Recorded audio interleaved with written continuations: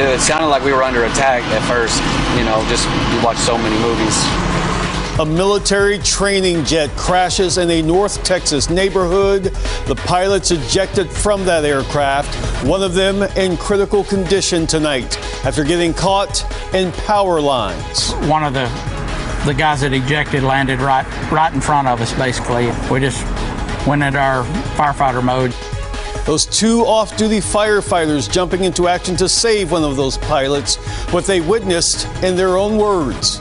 Good evening, I'm Steve Pickett. CBS 11 News at 10 starts right now. Live from Dallas and Fort Worth, this is CBS 11 News at 10. The ones for Texas. And it is up first at 10. We begin with that military jet crash happening in a Lake Worth neighborhood. Two pilots in the hospital tonight, and impact for residents in that neighborhood as well.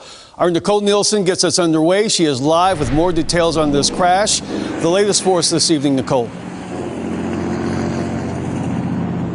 Yeah, hey there, Steve. Crews are still on scene trying to get power restored tonight after this crash caused about 44 homes in the area to lose it. Now, that's a goal that they hope to accomplish tonight, but they do say that full restoration and cleanup could take weeks. Get out of the house! Get out! Everybody needs to get out. A hectic scene this morning in Lake Worth. I was driving down the road right here, and a jet ended up flying over, and the cockpit part flew on my car. When a military jet training trip went very wrong. The guy was on fire in a parachute coming down. In a military community with an Air Force base open since 1942, the Lake Worth Police Department speculates there have been thousands, if not millions, of flights over the city. Never any mishap until today. We were standing on the front porch and you heard a big old explosion. Witnesses describe the moments they saw the plane coming down. My heart was pounding. I thought we were getting attacked. And their immediate reactions. I kept asking him, are you okay? You know, you need some water, you know, you need to sit down. And, you know, he just kept shaking his head. No, like that was his answer to everything. He was just shook. Both pilots were ejected before the plane landed in a backyard near Tejas Trail. One was found in a wooded area with non-life-threatening injuries and was taken to Harris Methodist Hospital.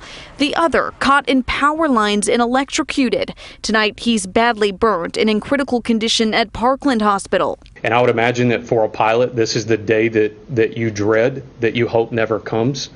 And so for them and their families who've experienced that worst day, we just want them to know and their families to know that our thoughts and prayers are with them. Officials say 3 homes were damaged to the point of evacuation, and those families are being assisted by the Red Cross tonight. First responders say it's a miracle that everyone is alive. This incident could have been much worse, knowing that this plane went down in a residential area here in Lake Worth. Now, of course, everyone wants to know what caused this crash, but officials say they won't know until they finish their full investigation. Steve. Okay, Nicole, thank you. By the way, folks, those Fort Worth fire telling us those 3 people, at least 3 people inside some of those damaged homes there, they suffered minor injuries. They have been treated and released at this point. That shocking crash had an immediate response from 2 off-duty firefighters who just happened to be in the area. Fort Worth firefighters Mike Dusick and Nathan Graves were actually headed to a personal appointment when they noticed that jet and the ejections. Now, the firefighter said the immediate life-threatening indicator was seeing the pilot's parachute get tangled in that power line that Nicole was talking about. There was fire there. He was injured, but Dusick and Graves ran to get help. We did what we could, and hopefully he survives, you know. Like Nate said, hopefully the young man's okay. We were talking to him and trying to keep him calm, and it was one you'll never forget. Those firefighters also had help from a local business owner who used that fire extinguisher you see there at that scene as well.